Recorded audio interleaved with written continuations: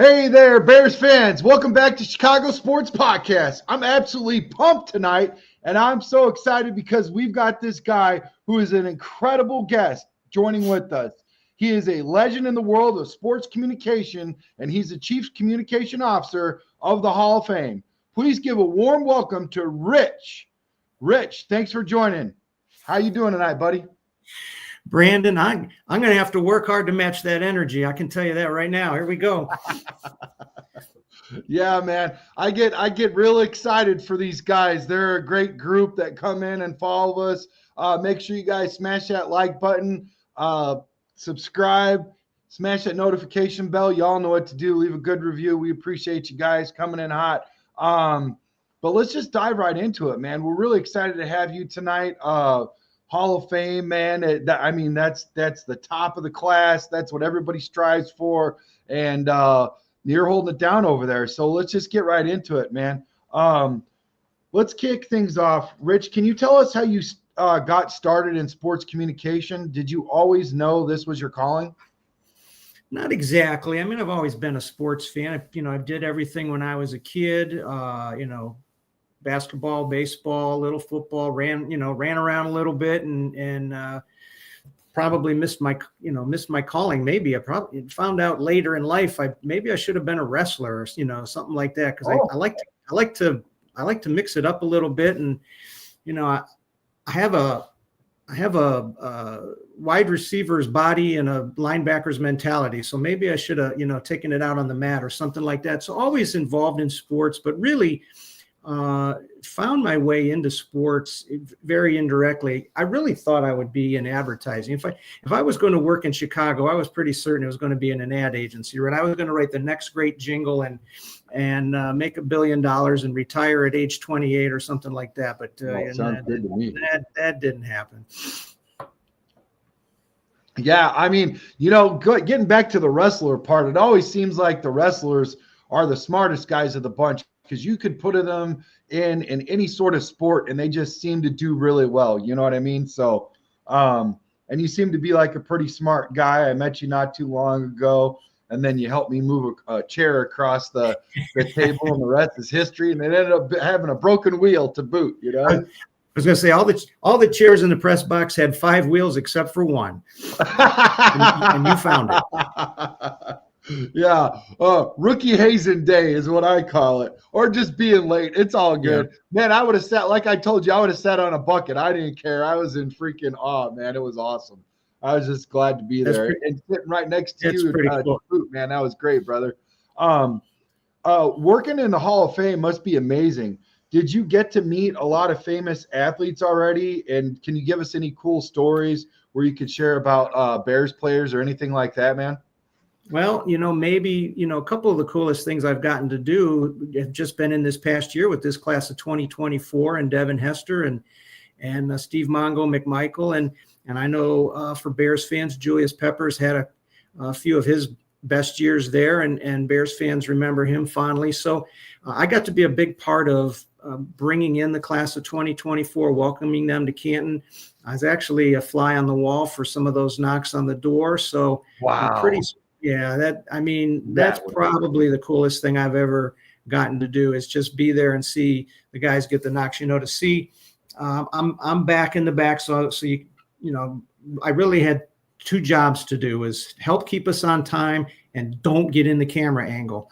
So, just don't get in my shot. The director had one instruction for me: don't get in my shot. So I'm in the back with some of the technicians and stuff as Edgerrin James is rolling up to Devin Hester's house in his custom made gold Hall of Fame car.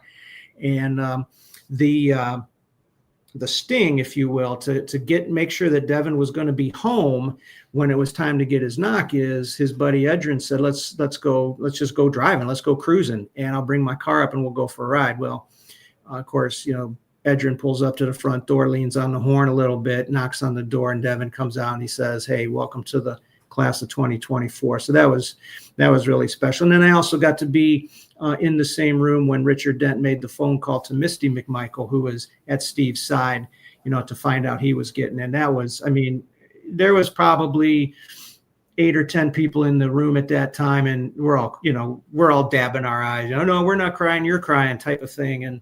But those are two of the special moments.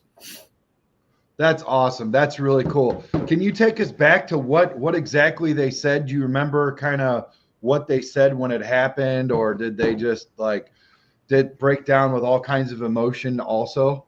Well, those were two interesting situations. Devin, very quiet when it happened, just kind of taking it all in. But one of the things that stuck with us and actually ended up being part of the show was how Devin took a few minutes to talk to his boys about what that moment meant and how that moment was a reflection of all the hard work and wanting to make sure that his boys knew that it starts at that age, right? You want to form good habits. You want to listen to your coach. You want to do things the right way. And he wanted to make sure that they knew that you don't get to a place like he got to by, just cruising through even, youth football. And he wanted to make sure that they got that lesson. That was really a special moment. And, with Misty and Steve at the other end and listening to Richard Dent, I think, one of the things I remember Richard saying is, you're finally coming home. And we talk about that a lot in Canton, about how Canton, Ohio becomes everybody who's in the Hall of Fame. It becomes their second home. And we want them to feel that. We want them to know that that's just not something that we say. It's really something that we do every day to try to protect their legacy, find opportunities for them if they need it. Some guys are doing really well on their own in their second or third careers. Other guys start, some of the older people who are still alive, who are Hall of Famers, they start to struggle a little bit later in life, and we try to help them find opportunities to stay involved, stay in the game, take things to them if they can't travel, things like that. Yeah, I think that's really special. I mean, and I can't remember exactly the way they said it, but it was beautifully said where now you're in the, like a fraternity forever. And yeah. It's just so special, the connection, you feel it in the speech and the way that it's presented. And it was great. And it's a lot to take in the first time. And I was just blessed to be there. I just downloaded those pictures you sent to me earlier. So thank you. So we'll show the bus in a little bit. They're pretty cool, man. Those are really nice. So, let's talk about those busts real quick because let's pull them up while you talk. Which one do you want to talk about first, sir? Well, let's talk about either one because they're both so good. I mean, you put that bust up on the screen and not just Bears fans, but pretty much. I mean, who is that? I mean, there's only one person that can be, and when you put Devin's up there, there's only one person that can be. They are so lifelike. There's so much craftsmanship goes into those. It starts literally 2 days after they find out they're in the Hall of Fame. So, well, not when they find out they're in the Hall of Fame, but when they're publicly introduced on the NFL Honors Show, which is on Thursday night of Super Bowl week. So they come out to the Super Bowl city and they're announced to the public at Honors, and that's on Thursday night. And then on Friday, we have a couple of events with them. And then on Saturday, they spend about between 3-4 hours. They're getting sized for their Hall of Fame ring from K Jewelers. They're getting sized for their gold jacket from Hager. And then they spend a lot of time sitting with the bust sculptor. His name is Blair Buswell. His studio is out in Utah.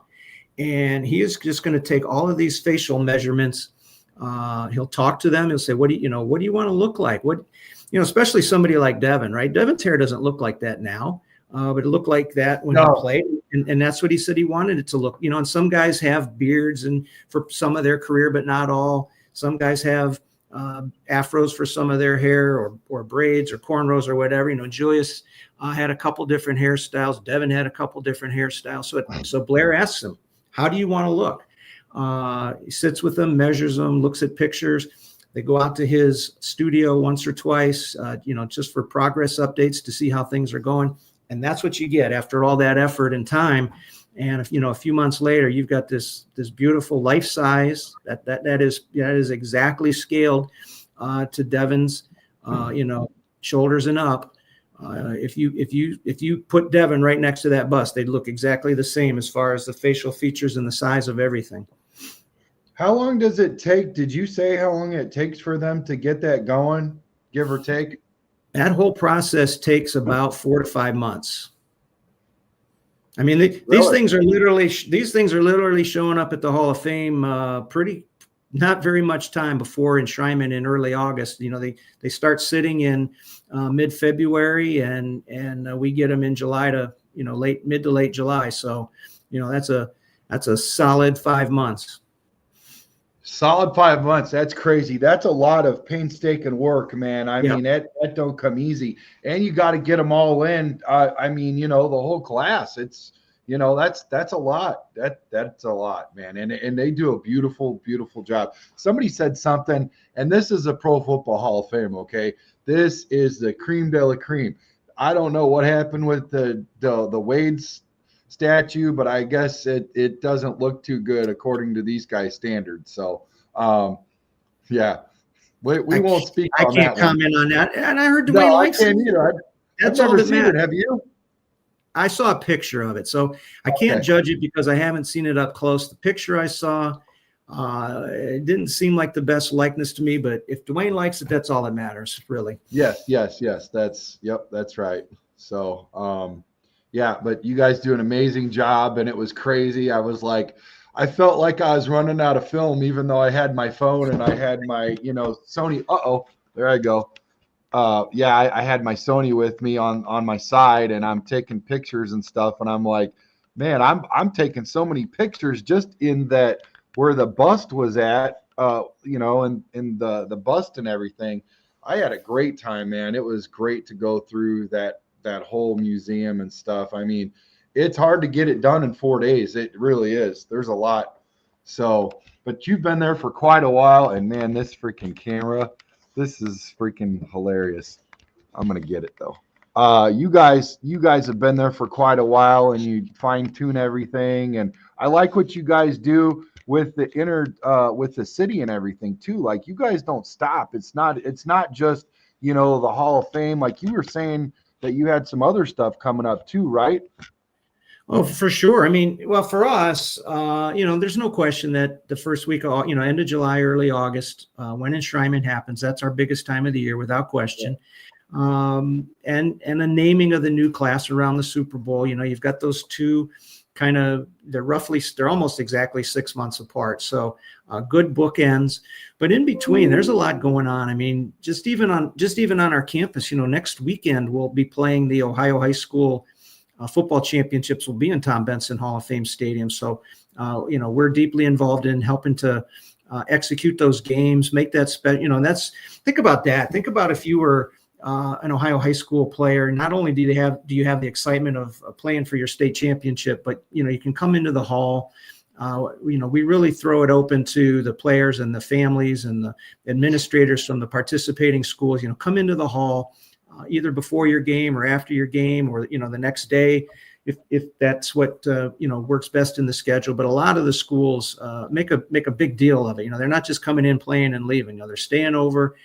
They're enjoying what the city of Canton has to offer them as being good hosts, and it really makes it special. It's something that the city of Canton has hosted for many years. Columbus is a lot more centrally located in the state of Ohio. If you kind of, look at, get your app out or get your atlas out and see how where Canton is relative to Columbus. The games were in Columbus for quite a while, but, when you're drawing 4, 5, 6, 7,000 fans for a high school championship game, yeah, it's kind of neat to play it in the Horseshoe where Ohio State plays, but that holds 100 and some thousand. I mean, it's, you're lost in there. Bring those same 5, 6, 7,000 fans to an NFL quality stadium in Canton, Ohio that seats about 20. Now all of a sudden, the noise builds up in there. The kids are playing on the same field that the Bears and Texans just played on, and the year before that was the Browns and the Jets, and to be able for them to be able to say that they're playing on basically an NFL, the 33rd NFL stadium in the United States, that's pretty cool. That's really cool, man, and it's a really nice stadium too. It looks great, and we caught the tail end Well, the storm caught us, and we were running out of there. It was a monsoon, man. Getting back, and I was heading down the hill, and this guy, he had one left in his golf cart, and I'm like, got room for one more, do you? And he goes, hit the brakes. I get on there. Everybody gets out. He goes, where you at? I'm like, I'm on the other side of the street. I parked at that rental place where they got all the scissor lifts and man lifts and stuff, Yeah. And so he's like, well, I can only take you to the corner. And I'm like, that's good enough for me. I mean, it didn't help keep me dry, but at least I didn't have to, waller in that stuff for too long. As soon as I got there, I just darted across, and my buddies were hanging out underneath the underhang of the rental place. And I guess they got there just in the nick of time and waiting for me to unlock my Jeep and stuff. But man, it was so cool. And that was a really good game. That was the one where Colin had those multiple touchdowns and stuff. I'm still waiting for him to get out there. I mean, honestly, if he gets out there, the Bears are in trouble because we got so many well-suited receivers.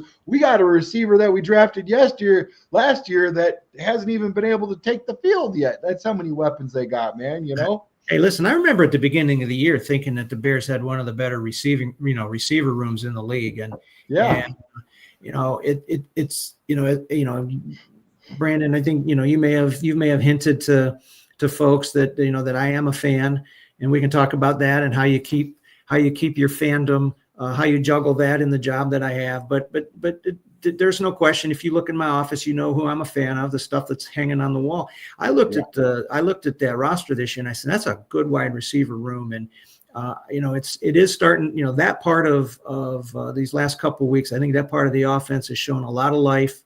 The results haven't been there. I don't know how much you do or don't want to get into any of that. I know you've done that on some of your other shows, but you gotta find the positives. When things go sideways like they have here over the last 6 weeks, you got to look for the silver lining, and the way the offense has shown some life here the last couple of weeks. That's something to build on. Yeah, that's nice. I like that. I like the positivity. I like the creativity to, when Thomas Brown TB first came out, he said, he wanted to make sure that we identify ourselves up front. I've already seen where he's taken initiative and talked to Braxton Jones and Darnell Wright. You've seen pictures of him pulling them aside and talking to them. And that's a special connection that you normally don't see. Not saying it doesn't happen, but that was highlighted is special to us, because that has been, and I think he knew that has been an area of concern for a long time. I know Darnell in the last game got banged up. I hope maybe somebody in the chat can bail us out. These guys are great, man. I tell you what, I know you represent at the Hall of Fame, the out of 32 teams, the best of the best of everybody that goes into that class, rightfully so. But as far as the fans go, we got the most intelligent fan base in the history of ever. These guys are freaking on top of their game, man. I mean, like, literally, when you watch our shows, we get over 100 in the chat, and these guys are just throwing stuff. If we come up blank, because there's so much to remember and so much to prepare for, they help us out all the time. They're part of the show, man. It's great. It's awesome. You know what? And we see that too. And we get checked a lot on things. If we do make a mistake, and we do, I mean, everybody does. And so sometimes some things, you try to set the high bar. Sometimes you don't clear it. And boy, there's always somebody out there fact checking you right away and saying, got the wrong team, or got the wrong year.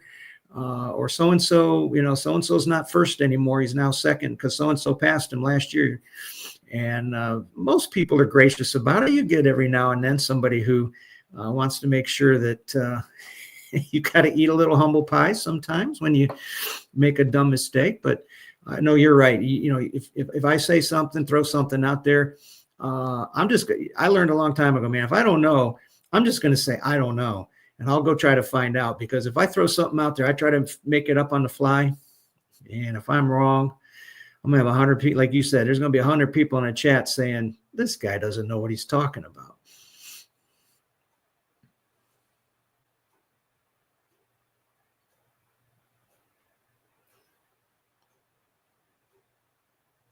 The craziest thing that happened that I didn't expect to happen with the Hall of Fame. Wow. Can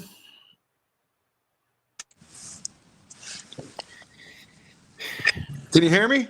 Yeah, got a question about the craziest thing that happened that I didn't expect to happen with the Hall of Fame. Yeah. That probably, the craziest thing that I think that I can remember happened a little bit before I got there, and that was when the game had to be canceled between the Colts and the Packers because of a field paint issue, and it really changed the way the Hall of Fame kind of put together the entire weekend. Made sure that just changed the way the field was prepped. Actually was a factor in getting the game on Thursday night to make sure that before anything else happened on that field, we were going to get that game in. Yeah, I'll tell you what, that's a lot of work, and everything that you do is a lot of work. I see where, and not just you, but I see your whole faculty, like everybody's boots on the ground. They're out in front. They're not, sitting in their seats. I mean, some people have to, right? There's definitely some clerical stuff that has to go on, but I mean, that's where I saw you when I first got there to the Hall of Fame to Canton, man, and you guys are out there getting it. I did see you actually before we finally met and connected. You had already passed me earlier in the day. I think you were probably coming from the store. I'm not sure, but from that general area or whatever. But yeah, man, that was really cool. That's where I met Jarrett Payton in there, and he was with his family. He was there with his mom and his kids and stuff. Super nice guy. And of course, as soon as I go shake his hand, now everybody's coming in after him, and he's buying everything off the shelves for his kids and stuff. And I was just like, man, this is like Christmas and freaking what was it, August, right? It was a special time, man, to meet everybody and to see all these guys up front and personal. I don't know, does it ever get like a thing where it's just like rinse and repeat, or are you still in awe sometimes? Oh, I'm definitely in awe all the time. I mean, listen, and not to blow smoke up your skirt, just the fact that you and I got a chance to meet, and I that's part of the job that I love a lot. It's just meeting new people, sharing their excitement. How can I not be excited when somebody like you is getting your first opportunity to come to the Pro Football Hall of Fame and check all that out? But there's a rinse and repeat element, I guess, just from the fact that, okay, we're going to go through the process of picking a new class, and we're going to go through the process of having the enshrinement. But it's always new people, and that's really what makes it different. What makes it special. Yeah, and I get that, and it's special. And I mean, honestly, I could see where you would still see like just to be blessed and honored. Not in just of your favorite team, right? But all the teams and players and stuff. I mean, I remember back in the day where I used to see, like Marino and Fouts and all that. Fouts was up there giving a tremendous speech. He did a great job, but I'm like, how does he remember all these people? Because they come up to the stage and they do a handshake or a high five and stuff. And then I finally looked down and I saw the teleprompt, and I'm like, oh my God, I feel so much better, because I'm like, this guy is freaking dialed in. But honestly, he probably does know as soon as those guys walk through, he knows their whole story for the most part. You know what Absolutely. I mean? And that's what makes him good at what he does. He knows a little bit about everybody. He's got a little voice in his earpiece to help a little bit. He's got a little teleprompter to help a little bit. But a lot of that is all coming off the top of his head, and that shows his love of the game and his appreciation of, like you talked about it earlier. This elite group that now only numbers 378 out of anybody who's played pro football. You only got 378 Hall of Famers, and Dan and others appreciate all of them. And what was that like when you heard that Mongo was going to be 378, his numbers, like that's still freaking cool. It's almost like like a sign from above, like it was meant to freaking be, man. 376. Yeah. 376. I'm sorry. Yep. 376. Yeah. But that is so freaking cool, man. I was like, and one of the guys that was there, he gave me a shirt or a jersey, and it was Mongo 76 jersey. I already have his autograph on the back, all that. Same with Hampton, but on the back of his it says Hall of Fame for the Mongo. He gave that to me. He goes, man, I want you to have this. And I was like, this is super cool. And it took a little while. I had to lose 108 pounds, but now I can fit in the thing. So hey, listen. Fans may be frustrated at some of the results as they've come out on the field this year, the end of the game results. But I'll tell you something, the way the Bears have honored both McMichael in the opener and Devin Hester on November 17th, those were phenomenal tributes to those guys. Those ring ceremonies were the best. Yeah, you were there for that. Walk us through what that was all like, the preparation, everything. I know you had to fly or drive out there with the wife and everything. And what was the whole preparation? What exactly were you a part of for all of that? So my responsibility, my number one responsibility was to make sure that ring got there and that nothing happened to it. So I brought it into Chicago. I put it in the safe in the hotel room. Checked it 3 times because I did, somehow it was going to disappear out of the safe, but it was always there. Totally. Take it in on Sunday morning. And just be there to represent the Hall, give Misty somebody to lean into if she needed any kind of support, and right. Just be there. That's real. You know what, man? You're a super nice guy, and that's well put. And that is that's the other side of it. That it's not just a business transaction. You're more of a hands-on approach, and I could tell your genuine concern and stuff, and just being who you are, man. It's a breath of fresh air, because really there's a whole lot of stress that goes on with that whole situation, of getting there and all of that. Like, I think people put a lot of stress on themselves because it's like the highest of the highs. It's like their crescendo moment, and it's a lot, and you guys have so many people in place, man. So many people in place to help out. You guys are all doing a fantastic, good job. And it's orchestrated in such a way that you don't see any errors or mess ups or nothing. Listen, I was there while the whole ceremony was taking place. We were outside. I don't know if I told you this. I might have. But did I tell you that the GOAT, Michael Jordan, was sitting in my seat? No. Yeah. So my seats were 8 and 9. You can go back and check the books. And if you look from the stage on, I have some pictures too. His wife and him was sitting. Now, listen, I'm not stupid. I already know that when Michael Jordan, the airness, sits in your seat, it now becomes his seat. And the function he becomes part of the function. So I did eventually get my seat back. People, some super fans like me were asking, did you get an autograph? I'm like, no, dude, no. I just left the man alone. I let him, root on who he was there for. And I think it was Freeney, right? Freeney. And Peppers too, Yeah, he and Dwight Freeney had become really good friends. And it's actually how we were able to execute the knock for Freeney was because of how regularly he plays golf with Michael down at the Grove 23 down in Florida there. Whoa. Are you telling us right now that Michael was the one that made the knock?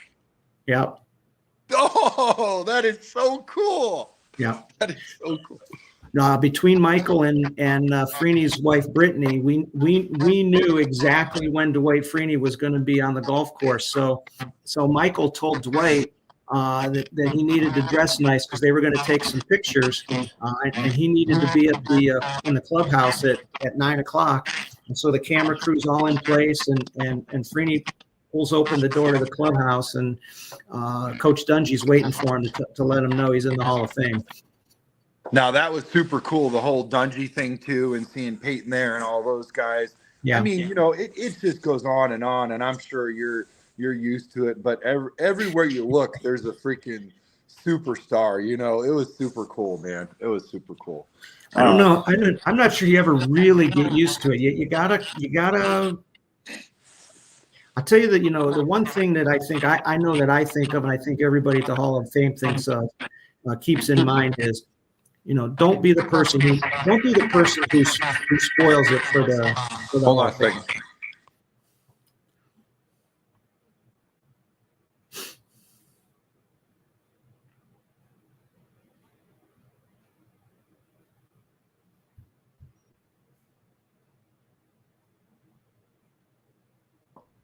There we go.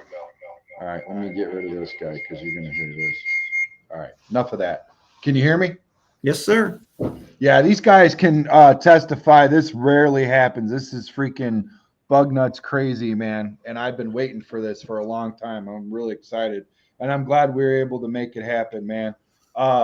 Yeah. So let's get into a couple more questions. We got a lot of people that are hitting it up. I'll make sure you guys hit that like and subscribe button. Leave a good review. You all know what to do. We appreciate you. As a diehard Bears fan, I have to ask you, how do you guys decide which players get inducted in the Hall of Fame? Is there a specific process that you follow? And the very first Bear that happened to, what was that like being able to, check that off the bucket list? Hey, and listen, I think everybody understands. Not that everybody that works there, maybe that's part of the criteria, but I'm just going to play devil's advocate. There might be somebody in the building that is just really good at clerical or something, and they might not be that big of an NFL fan. I don't know. But it sure does help because it makes you be more passionate about it and you love it. You love what you do. It's almost like it's not work coming to work, if that makes any sense. So Absolutely. they have to understand that you follow a team and you're a fan of a team or whatever, but it's a healthy balance that you orchestrate and a part of. But what was that like, that first check mark, man, the first Bear that you were able to be a part of? Ooh, wow. From an enshrinement standpoint, and actually on the job thing, it would be Devin, Mongo, and Julius. But going back before I worked at the Hall of Fame, and when I worked at the newspaper, when I was working for newspapers, I got a chance to get behind the curtain a little bit and got to see Hampton, got to see Singletary in some different settings. So that's always been that's been exciting. I wanted to go back. I just want to go back and touch on something you mentioned, Brandon. Just want to be clear, so folks, you talked about the process, and the process is long, and it is a little complex. But the key element is no one at the Pro Football Hall of Fame has a vote on who gets in. It's a panel, 50 people, mostly in the media. That's we're a little bit loose on what that might mean because the media landscape has changed. They used to probably, at one point they were all newspaper reporters or television. Now you've got people who do work for .coms and you got different ones that work for The Athletic or ESPN and some of those outlets. But those 50 selectors are the ones who make that choice. Wow, that is so cool. And I've seen that list of people because there was an email that actually, I want to send it to you. My show writer did a great job, and he works for Fox Sports. Okay, he lives in Iowa, Iowa graduate journalist, and Dan Pape was actually at Mongo's house one day. Yep. And I was able to read him that email. And when I was done, Misty was weeping, and Dan gave a standing ovation. And I made a joke, and Misty didn't catch on. I was like, "Did he like it?" And she goes, "What do you mean he liked it? He's clapping his hands, he's jumping up and down." And she said she gave me his email, and I sent it to him, and he was going to send it to everybody, the entire stats and everything, and why Mongo whatever. Just so they could see, and appreciate exactly what all he did and stuff. And it was really cool. But when they showed me the list and he's like, he joked around. He's like, well, either you could send it or I could send it. And I looked at the list and I didn't have one of those guys' emails. I was like, yeah, I'm gonna go ahead and just forward this bad boy to you, see what happens. Dan's one of the great selectors. He's always represented the Bears, well, and he was the one who gave the presentation when it was the time to give a presentation to argue, however you want to put it, argue, discuss, promote, Steve and Devin for the Hall of Fame. That was Dan, and he's really good at hitting those highlights and making you appreciate, how does somebody like a Steve McMichael or also part of this class of 2024, Randy Gradishar waited even longer than McMichael. So people might say, well, if they were so good, why did it take so long? Well, I think one of the things that happens is, maybe, they have a nice career and people think, yeah, he was a nice player, but, there was others that were better, that year or whatever. And some time passes. And I think one of the things that happens, and I think it happened in McMichael's case, is this time passes and you start to realize nobody's come along since McMichael was out of the game and done it any better. And, you appreciate them as some time passes and realize what you weren't quite sure in the moment as being special, when it's 15, 20, 30 years later and no one else has done it, or only one or two other people have done the things that he did, you start to realize, no, it was special. And he does belong in the Hall of Fame. And I think that's what finally happened for Steve this year. And Dan was part of that, of reminding people that, hey, listen, Dent and Hampton got a lot of the headlines from coming, around the end and making the sacks. But, here's McMichael, they succeeded because McMichael was doing what he did. And, McMichael was kind of Aaron Donald before Aaron Donald. And if McMichael had been the focal point of the defense, he would have had even more stats than he had. But his job was to allow Dent, Hampton, and Singletary, those three primarily, to make the stops and, clog the middle, take up a couple of guys so that those other three could make the big plays.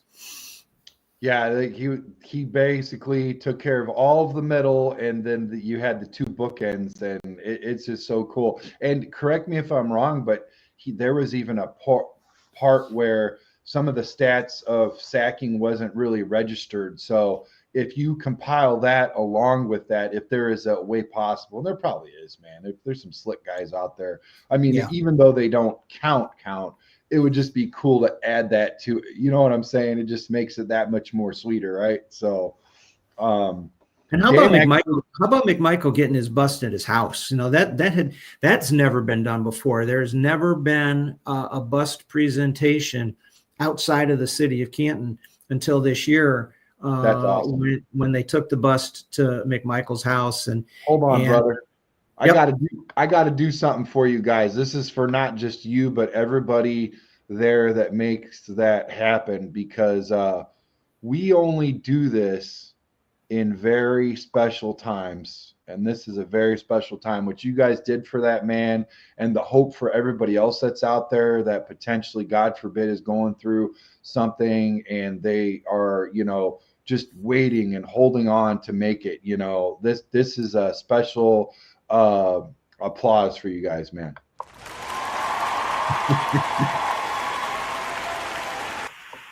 So yeah, we were very happy. Misty was happy.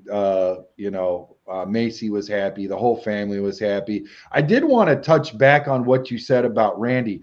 Did you know that I was put with Randy's family for the dinner? No.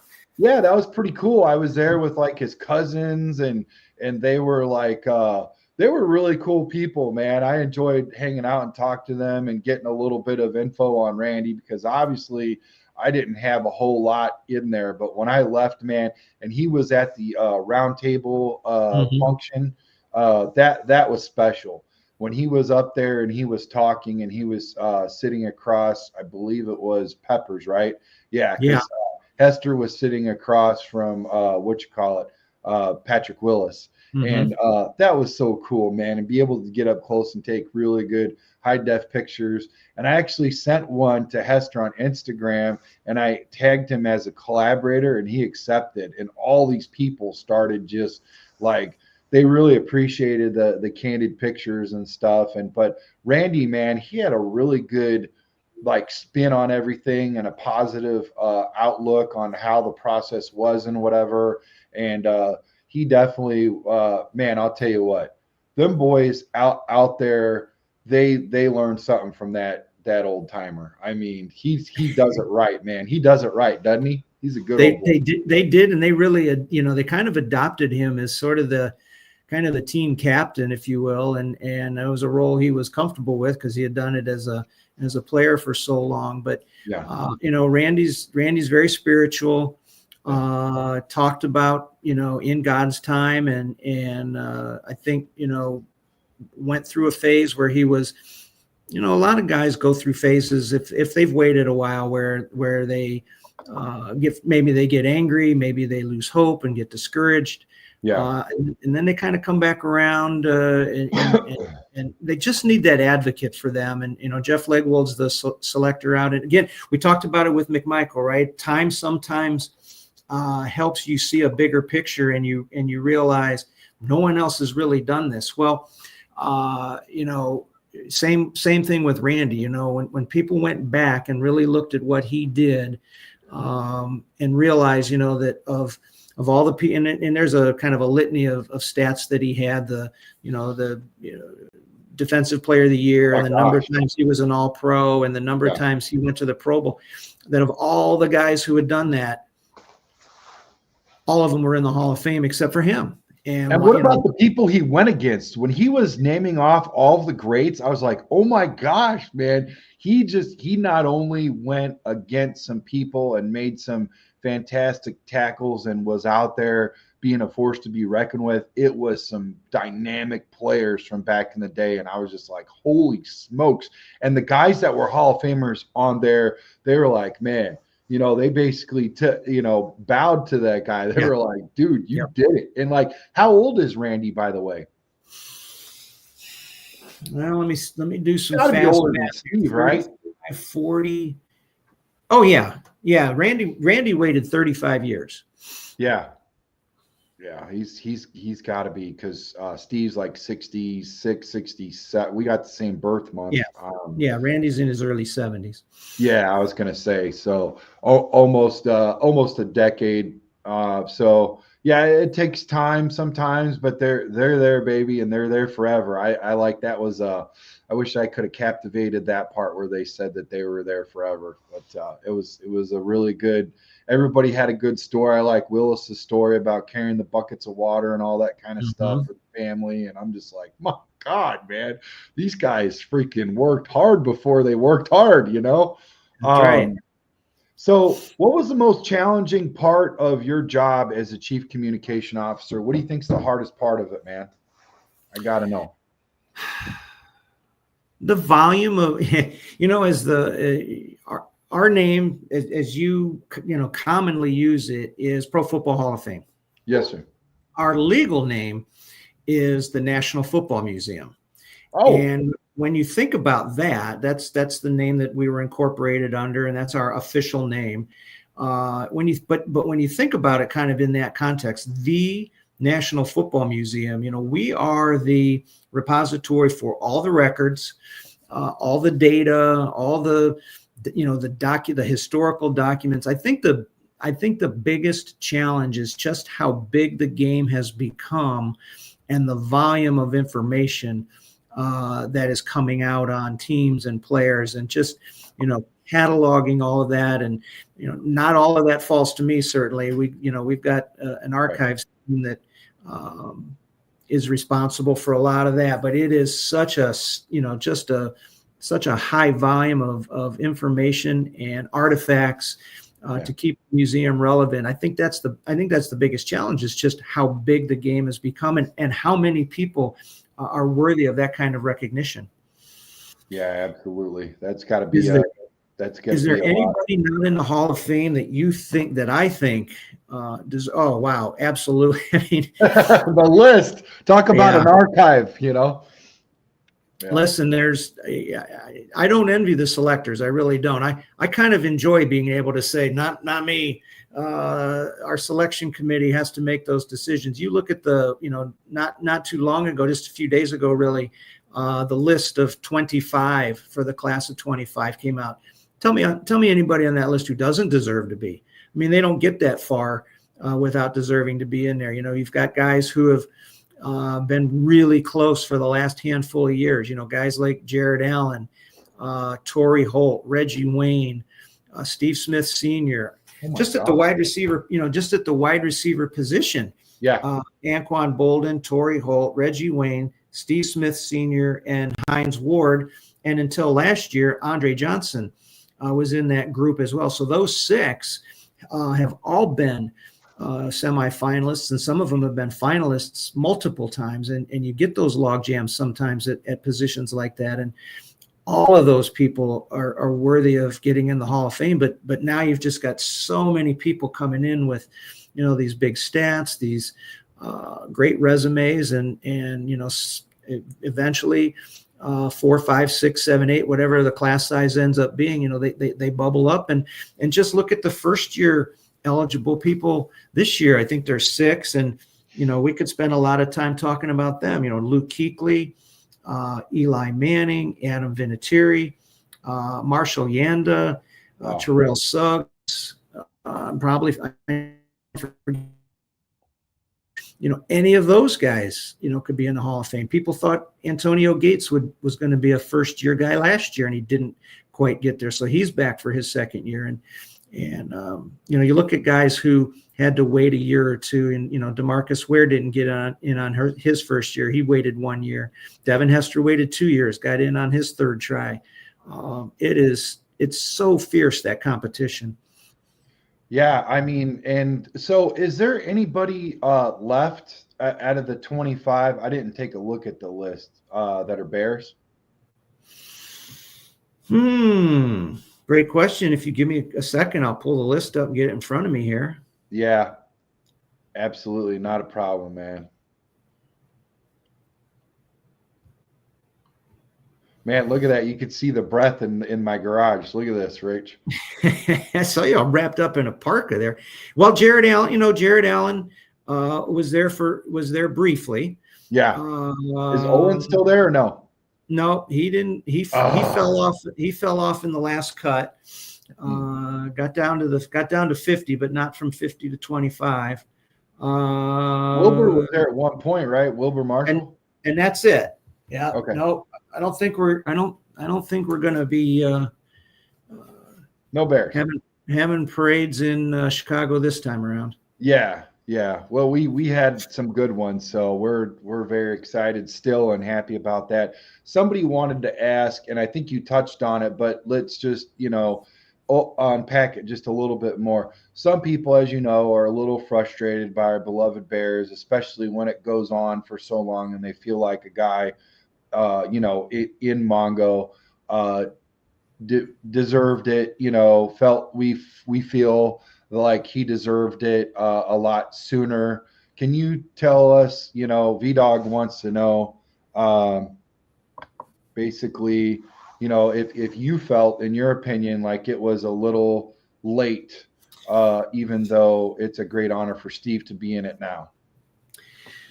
Well, I got to take my fan hat off for half a second, because as a fan, I would agree with that. Like I was one of the ones, just sort of off on the side, saying as much as is proper for me to say in the role that I have. It's like, come on, guys, this guy's pretty good. But we really have to be careful. We want to make sure that we're not unduly influencing anything. So. From that standpoint, have to be really careful. I think, like I alluded to earlier, I think it's one of those things where, things just finally come together, and you get a couple of people, either Mongo's teammates or the people that he went up against who really advocate and come out strong and just say, listen, it's time. Stop making the guy wait. He's waited long, and you know what? And I think Richard said that on his phone call to him. The wait's over. You've waited long enough. The wait's over. You're coming home. And I remember in 2020, 2020, they had cameras in. I won't name the name. But they were pretty sure this guy was going to get in 2020, so they had a camera in his house, and he didn't get in. And I mean, he's just upset. I mean, rightfully, he's just really upset. He thought this was going to be his year. He was certain it was going to be his year. He had this seemingly had this momentum to get in. He didn't get in. Next year he gets in, and he gets his knock on the door, and he finds out he's in. And he has been one of the, he was very bitter when he didn't get in, said some things that he has since said he really regrets saying, because once you're in, it doesn't matter whether it took, whether, and Julius said this at the round table. Listen, Julius got in on his first year, rightfully so. He did things no one else has come close to. He deserved to be a first-year guy. Randy waited 35 years, and like you said, Randy and Julius sat across from each other at that round table, and Julius said it, just beautifully. It's like, hey, it doesn't matter if you waited 1 year or 35 years. When you're in this group, you're in it forever. And Deacon Jones was, we pretty sure Deacon Jones was the one who coined the phrase that, you can't be released from this team, cut from this team, traded from this team. You don't even die from this team. You're a part of this. This is the most exclusive group in professional football, only 378, and you're in it forever. And, shoulda Steve been in, 1, 2, 5, 10 years sooner? Yeah, as a Bears fan, I'm going to say sure. But now that he's in forever. And I think that's really what matters. Well, and I think too that we kind of gloss over the fact that because we are, beloved Bears fans, and diehard, navy blue and orange, we overlook the fact that there's others out there too through all the years that are in similar situations, and it's just so hard to get everybody in and whatever. So yeah, I get all that for sure. What is your favorite part of the induction ceremonies? Any moments that really stand out to you? What's your favorite part? On that Saturday, the enshrinement and induction part, or that whole weekend? Just so I'm because I'm going to say, for that whole weekend, I think my favorite part is Friday night when they get their jackets. They walk that gauntlet. The other Hall of Famers who were in town for that weekend form this gauntlet for them to walk through, and there's a lot of hugs, and there's a lot of hugs and high fives, and they say some things to each other as they make their way from off stage to on stage to get their jacket. And it is if fans watched it this year. If fans watched it this year, they saw Devin go through the gauntlet, and the last person was Coach Prime, Deion Sanders, and they had a really long embrace at the end. And Deion was the one who presented Devin with his jacket, and that was something that Devin asked. We asked Devin, who would you like to put your jacket on you? And he said, I want Deion. And in Devin's man cave at his house, there's only one football jersey that's not his. He has stuff from when he was at the U and different ones from the Bears and the other teams that he played with toward the end of his career. He's got some representation kind of in his man cave. There's one jersey that Devin has on display football wise that isn't his, and it's Deion's, and it was somebody who he looked up to, and so he really wanted Deion to put the jacket on him, and we were able to help make that happen. So that's my favorite moment, is Friday night getting the jacket.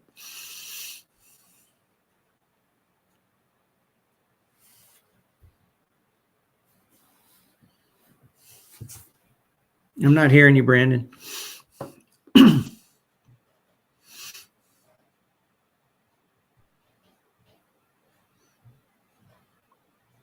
Can you hear me now? Yep. You hear me now?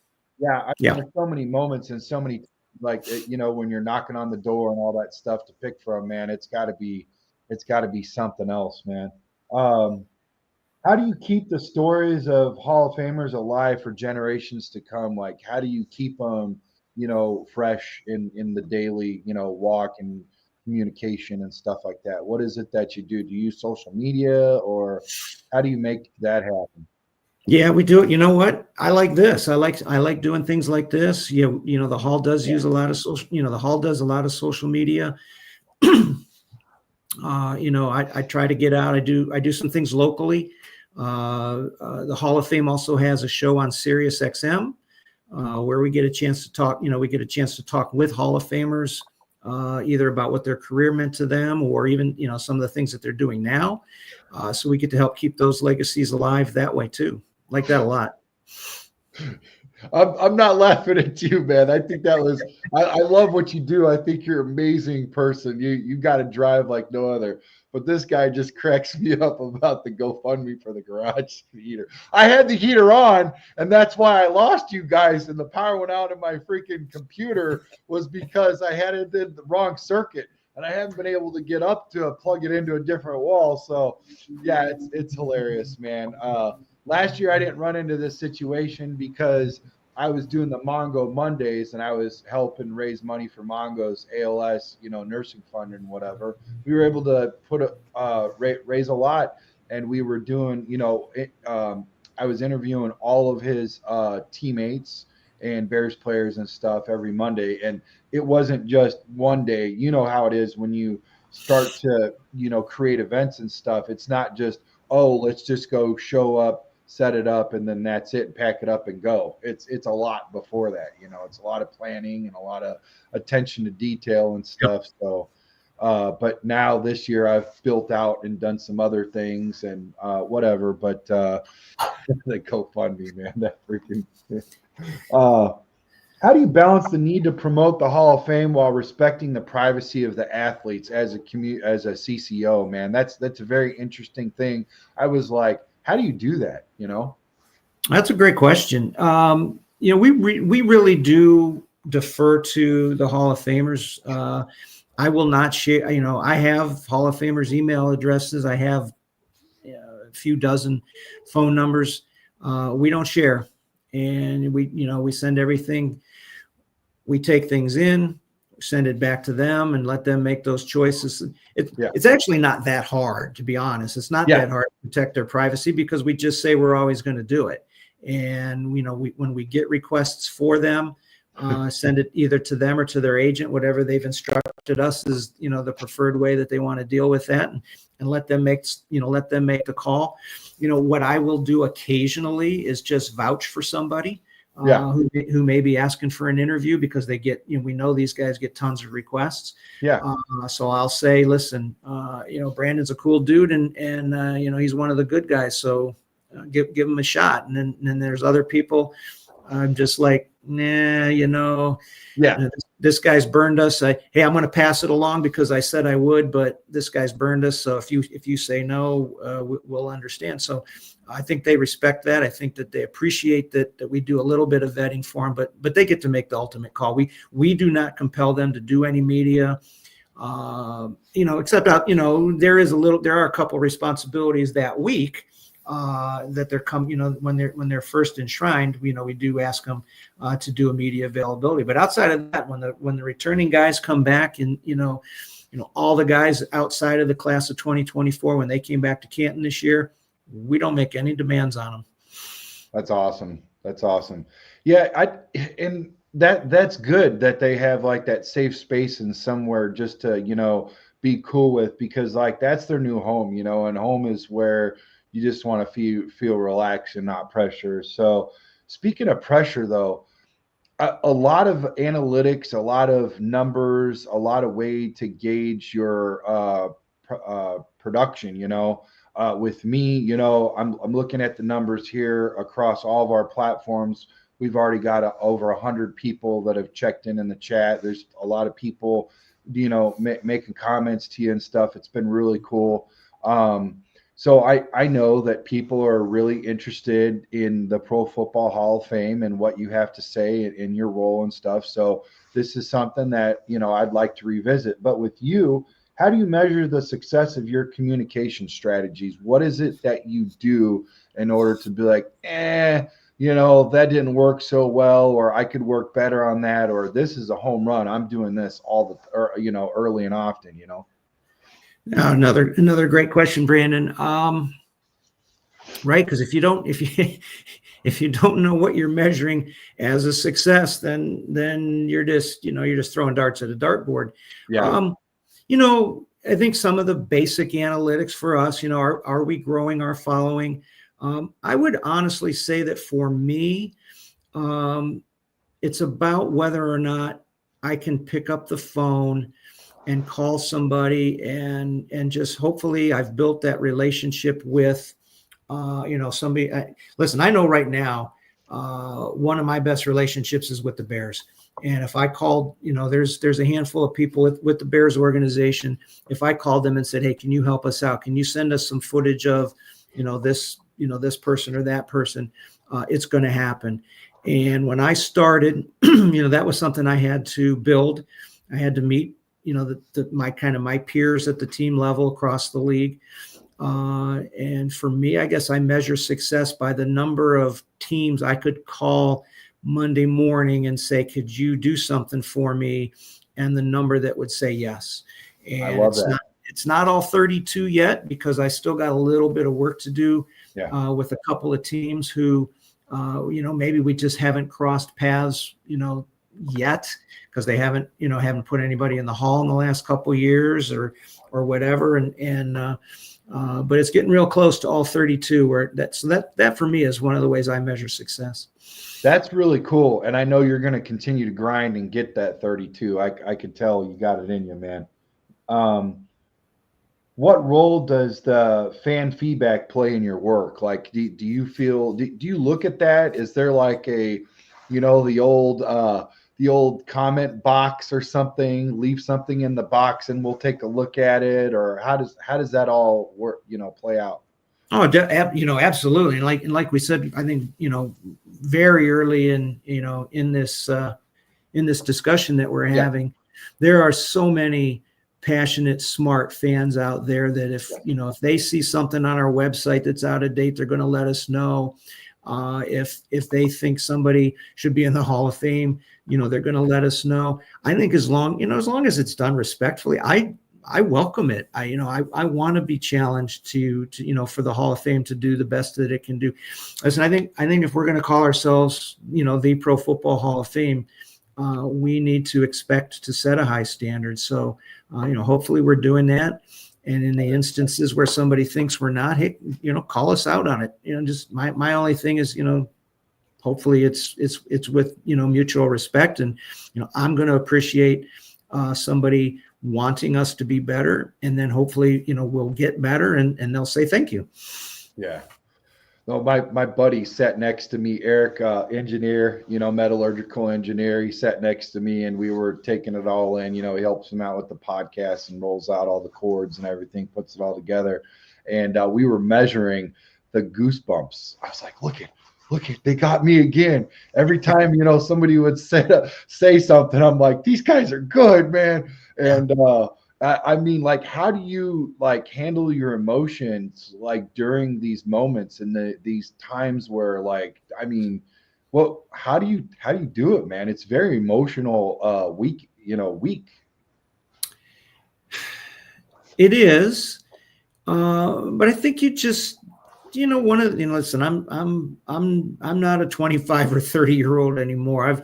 I've been to a couple of rodeos in my day. And I think, like I said a little bit earlier, I think we want so desperately to not be the person who mars the special weekend for our new class and the people returning. I think, you just sort of had that, you sort of have that singular focus of what's the next thing that I can do that's going to make this weekend special for whoever I'm trying to help out, in that moment.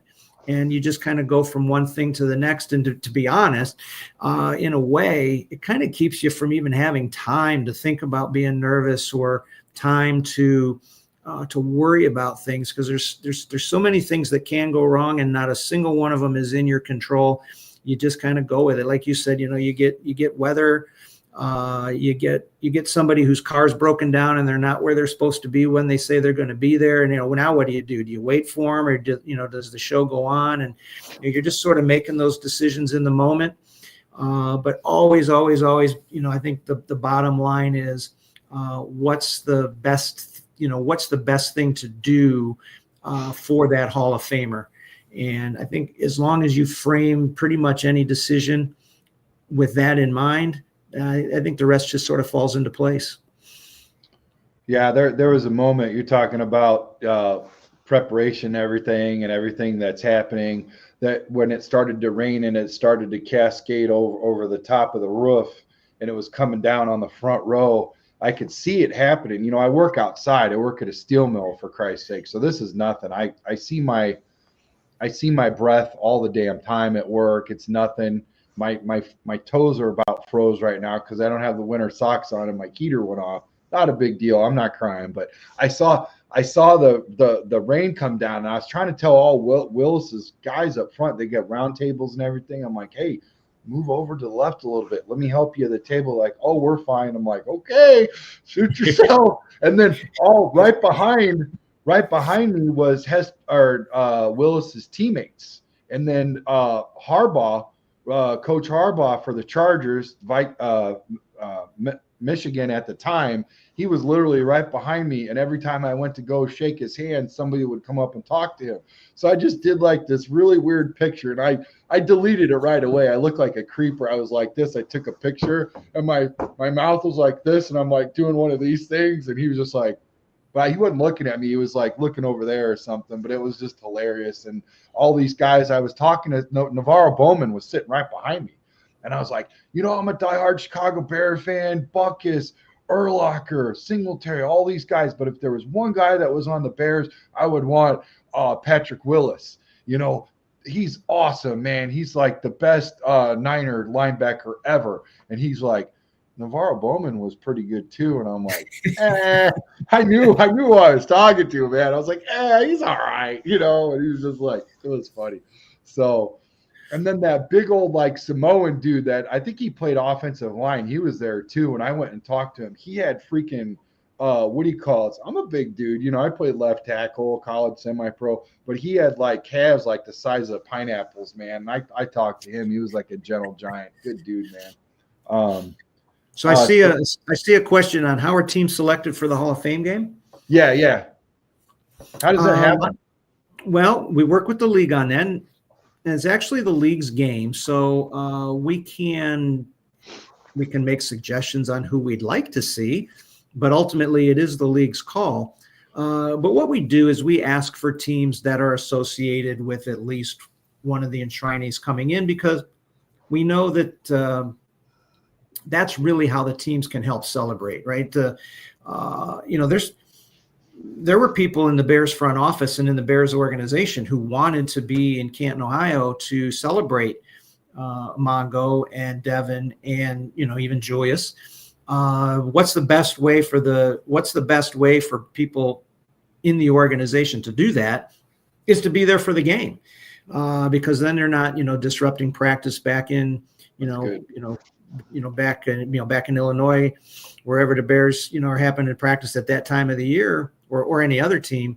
And so, reached out to the, when the class came together, immediately reached out to the Bears and said, would you, if the league asked, would you say yes? And Mr. McCaskey was a very quick yes. He said, he understood and wanted to be a part of it, wanted the organization to be a part of it to help celebrate for those guys. And the Texans were the same way.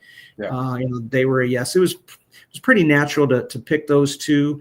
The year before it was the Browns and the Jets, because Joe Thomas was getting in, Darrelle Revis and Joe Klecko from the Jets. So you had that connection.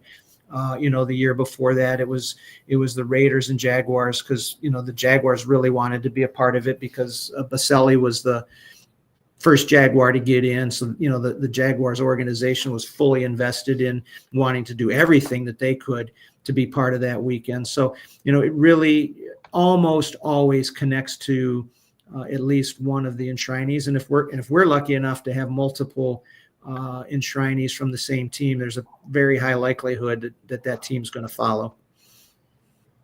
Yeah, Joe Thomas, man, you talk about, and Baselli, talk about guys that played a long career, anchors at their position, and wish they could have, did something, got the Super Bowl. I mean, that's rough, man. Brown's tackle and Baselli, but Baselli actually, I think with Brunell, right? They actually at least almost went the distance. So they got AFC title game. Now Baselli's an interesting case. People talk about getting in the Hall of Fame, and Baselli waited 7-8 years to get in because his career was shortened.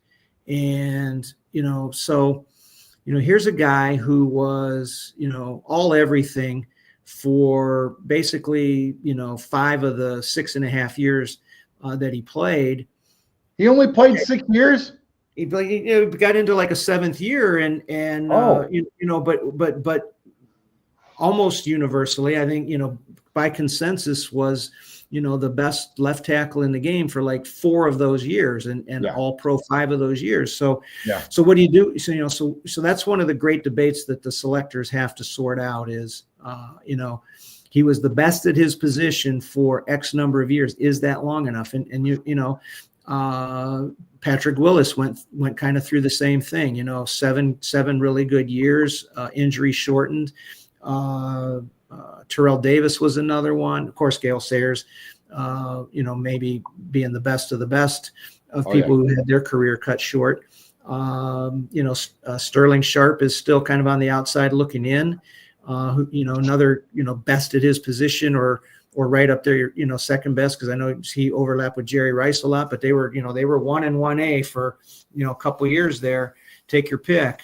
Sterling was right with Jerry Rice, catch for catch, but his career, cut short by injury. And then, like I said, Kuechly's, Willis was got in last year. Luke Kuechly's career almost dead on for what Patrick Willis did. So, that's something that gets discussed a lot. Who needs archives in Google when they got you in the building? My God, man, you're like a walking encyclopedia. For all you youngsters that don't know what that is, look it up. Google what an encyclopedia is. Smooth wants that. He's got a good question. Are the player busts always current, or do players get to choose if the bust is current or from playing days? I think we went over that earlier. They get to decide, and they get to decide, are they smiling or stern, hairstyle. Jimbo Covert is the Jimbo Covert bust is Jimbo from the 84-85 Bears. Big beard, big hair, and big mush. And Jimbo doesn't look like that now, but he looked like it then, and that's how he wanted it. And hair's really become the big thing here in the last handful of years with these busts, and partly because the players themselves have used hair as a part of their look. But my favorite bust of all time, hands down, my favorite bust of all time is Ed Reed, and because of the spiky hair, it is unreal how lifelike it is, and Palomalu's kind of that way. And, the shampoo. He got the mane. He got that insurance. Yeah, and it goes all the way down. It goes down as far as it can go, and Drew Pearson told the bust sculptor, he said, "I want the biggest afro in the Hall of Fame." And so, because, Drew Pearson is cue ball bald right now, but when he played in the 70s, he had the big hair going, and that's what he wanted for his bust. So that's what he got. Wow. Great question, Smooth, man. That's cool. Smooth said he agrees. Reed's is iconic. I'm pretty sure I took a picture of Reed, just about everybody. If not, I got to look that up. I got a question for you, personal question. like what, how do you see your role of a communications chief communications officer evolving in the future in the terms of social media and everything is changing, you know, the landscape of what you do, not just so much that, but just how is it evolving in past times to current, you know, and what do you see it changing into in the future? That's a great question. I think it largely reflects just the way the whole media landscape is changing. Uh, how we make announcements. One of the things, how we make announcements, how news gets out. How do you keep the lid on things sometimes? I mean, right now, we're in the selection process. It's hard sometimes. You want to share news with people close to the individuals that are involved or the teams. But man, it puts a lot of pressure on the teams because there's so many members of the media who are digging around. They want to try to get the story, and I don't begrudge them that, but it just makes it hard. That's probably what makes it hard to do things, and how things are evolving is it's just harder and harder to keep information quiet until you want to get it out into the public, to be able to be the driver of the timing on things. Sometimes circumstances dictate when information becomes public, because somebody said something to somebody that you were hoping they wouldn't, Right. but they did. So that's one of the biggest challenges, and one of the things that that I'm sure will only get more and more pronounced as media gets faster and broader, and with a few taps on a keyboard, on a platform like X or a platform like Facebook. Man, it's all over the place. Man, that's crazy. And you're right, man. It's lightning speed fast. No more of that 50K modem dial up, you know. I got just a couple more questions. Got to let you go, man. We appreciate all your in-depth, behind the scenes, behind the curtain approach to, what you do at the Pro Football Hall of Fame. So cool. What advice could you give to someone looking to start a career in sports communication?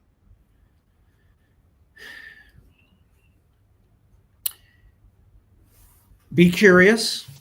I humbly think that that's one of the things that has helped me. Wanting to learn something new all the time, enjoying things like this, learning more about the Bears, maybe specifically, or some other team specifically, or just the league in general. I think there's always going to be a place for people who want to learn and then share that with people, and to break into sports media. I did a thing for the Hall of Fame. I did we have a big education push. We do a lot of things in the education space with young kids, high school age kids, all the way up through college kids. So I did something with some college kids about 2 weeks ago, and they asked me,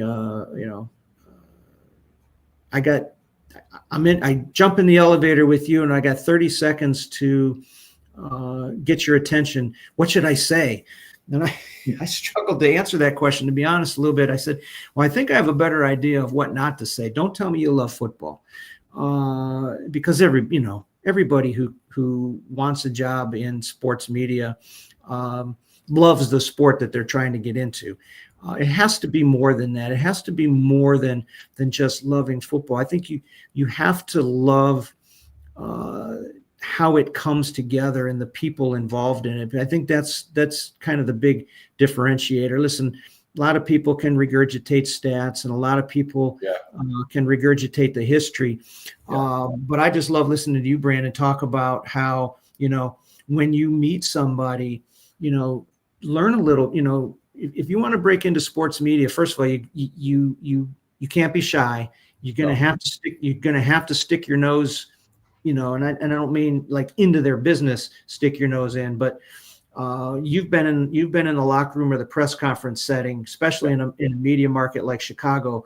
there's how many people were at the Bears news conference, this week? Over 60, over Yeah, 60 at least. yeah. So, all right, how are you going to separate yourself from, those other 59? You gotta think about, a question that you can ask that no one else is asking, or going to talk to somebody that other people aren't going to. Everybody wants to go talk to Caleb. Everybody, wants to go talk to, a couple of the other, team captains or the high profile people. If you really want to break into sports media, you got to find somebody else and find a story or an angle that no one else is pursuing. It. That's hard.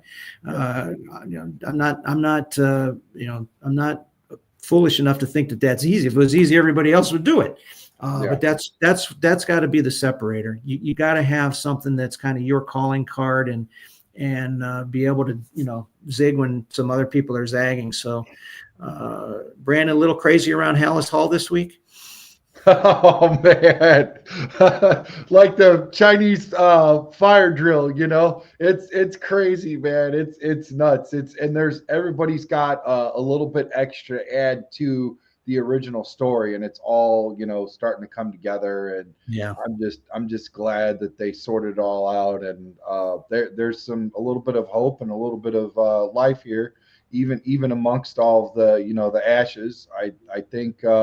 That the main thing right now that you're looking at from everything that I hear, and that ties in with what you said about communication, you're not just regurgitating, stats. You're like my grandpa used to say, you're born with two ears and one mouth, but some people got it the other way around, and the best way to be, in the communication is to be able to listen.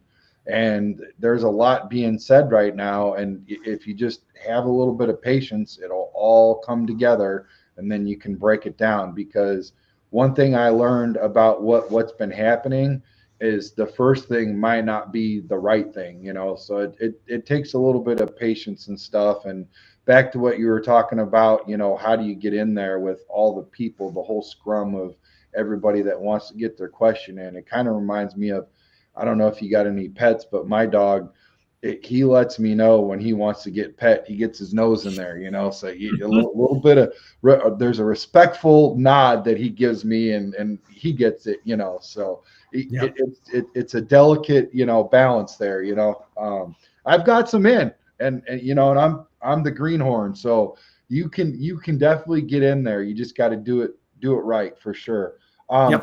Just a couple more questions, brother. We appreciate all your content. It's been awesome, man. Appreciate you. And I know you're an hour ahead of us, so I'm trying to wrap this up. It's just, I know how hard it is to get somebody like you on, and I'm just trying to soak it all in, baby. How do you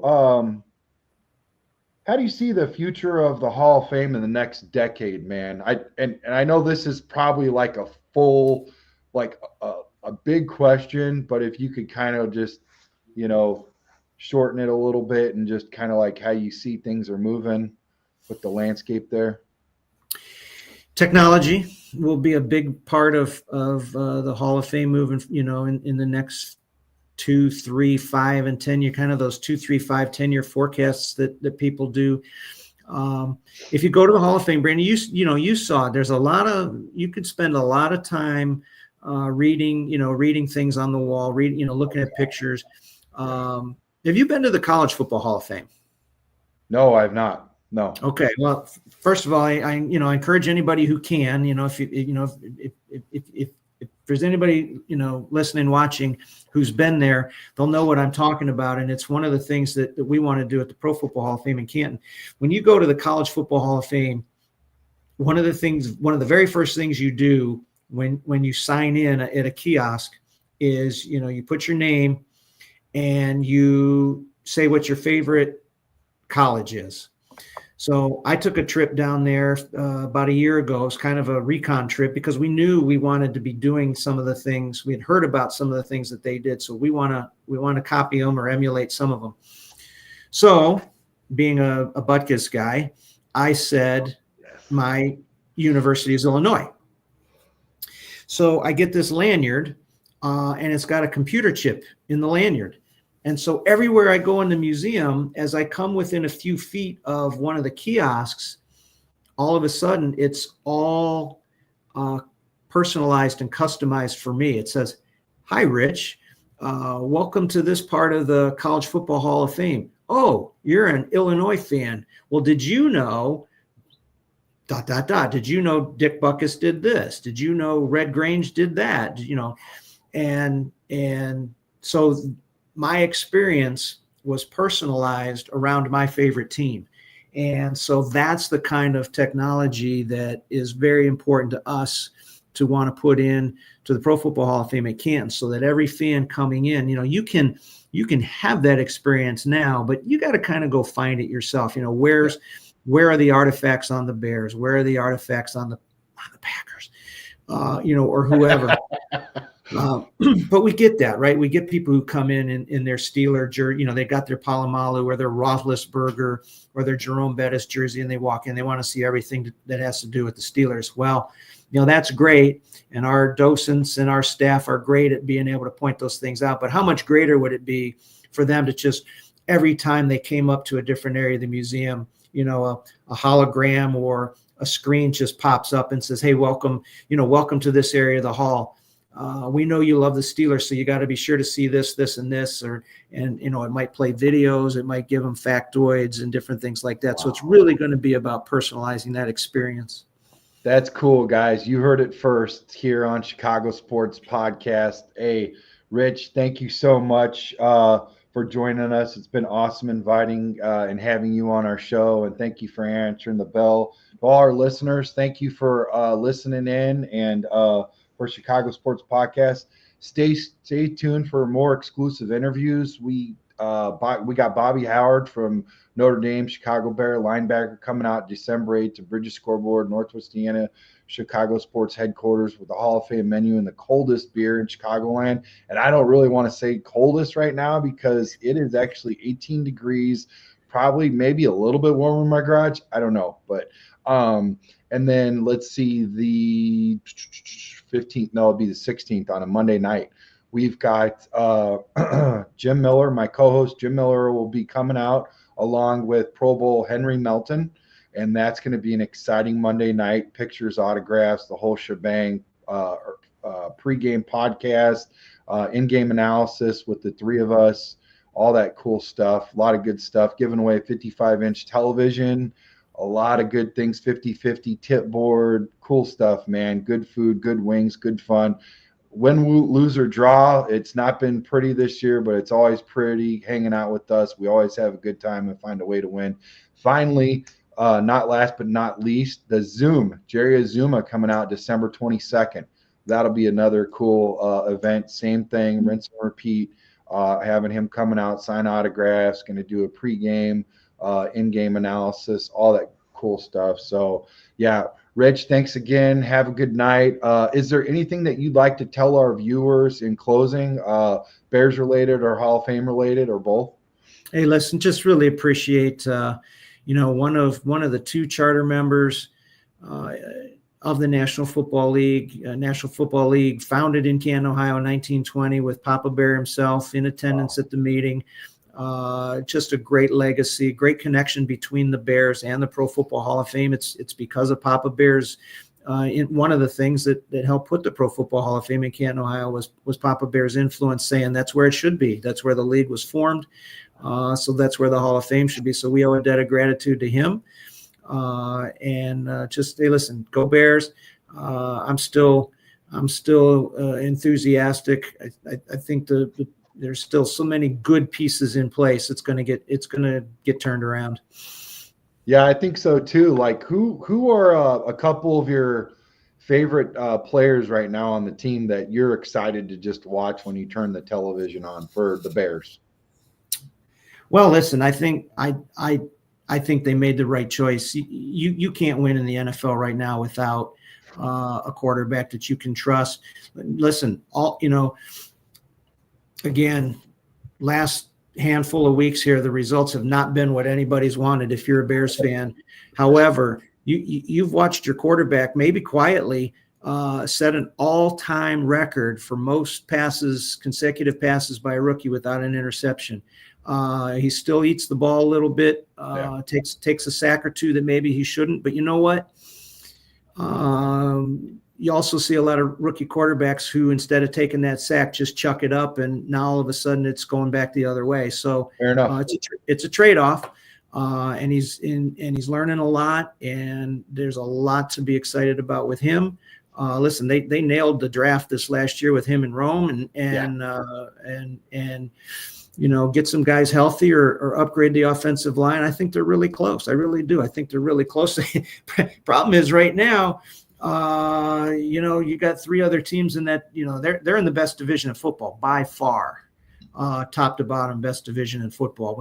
When your last place team is 4-8 and fighting everybody tooth and nail, down to the end, you got the best. You're strapped in the best division right now. So they got their work cut out for them. They got to climb over some people, but they've shown what have they shown the last 3 weeks? They're a blocked field goal from beating the Packers. Yeah. They're a botched sequence from beating the Lions, and they darn near pulled off one of the great comebacks against the Vikings. So those are the three teams they're chasing right now, and they're literally within 3 points of all of them. So a lot to be excited about. Yeah, a lot to be excited about, and man, like I said, excited to have you on. And I got one more sound bite for you before you go. I know you'll love this. Bears. Dick, all right, take it easy. Bear down, Brandon. Bear down, buddy. All right, thank you all for joining the show. Appreciate you guys. Make sure you hit that like and subscribe button. Have a good night. Stay warm.